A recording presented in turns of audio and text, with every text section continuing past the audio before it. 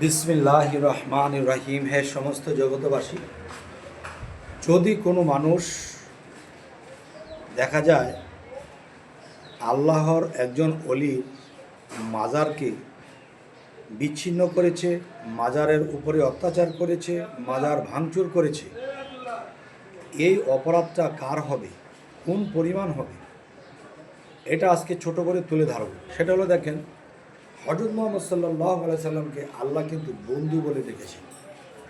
তাহলে পৃথিবীতে অলি শব্দের অর্থ বন্ধু। যদি কেউ আল্লাহর সাধনা করে আল্লাহর বন্ধুত্ব অর্জন করে যায়, তাহলে সেই বন্ধুত্ব অর্জন করে যে গেল, তাহলে হযরত মুহাম্মদ সাল্লাল্লাহু আলাইহি সাল্লাম তিনি যদি বড় বন্ধু হয়ে থাকে, তাহলে পৃথিবীতে অলিয়াউলিয়ারা ছোট বন্ধু হলেও তো আছে। তাহলে বড় বন্ধুর যদি রওজা হয়ে থাকে, তাহলে ছোট ছোট বন্ধুর রওজা কেন হবে না? এ হলো একটি। দ্বিতীয়ত, আল্লাহ কিন্তু কোরআনে বলেছে, তোমরা আমার অলির সাথে বেয়াদবি করো না। তোমরা মনে রাখো, এটা কিন্তু কোরআনের কথা। তোমরা যদি আমার কোনো অলির সাথে যুদ্ধ ঘোষণা করো, তো মনে রেখো তোমরা সেই যুদ্ধ আমার সাথে ঘোষণা করেছো, আর আমি সেই যুদ্ধে আমি নিজে মোকাবেলা করব। সুবহানাল্লাহ। তাহলে আপনারা যে যুদ্ধ, যারা জিনিসটা বুঝতেছে না, মাজার ভাঙচুর করতেছে, কে কামেল কে অকামেল, এগুলা পরীক্ষা নিরীক্ষা না করে যারা এগুলা করতেছে, তাদের কীরকম সাজা হবে?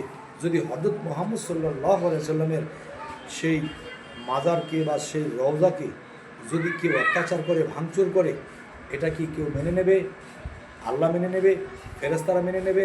কোনো মানুষ মেনে নেবে? নেবে না। তাহলে আল্লাহর ওলিদের মাজারটাও কেউ মেনে নেবে না।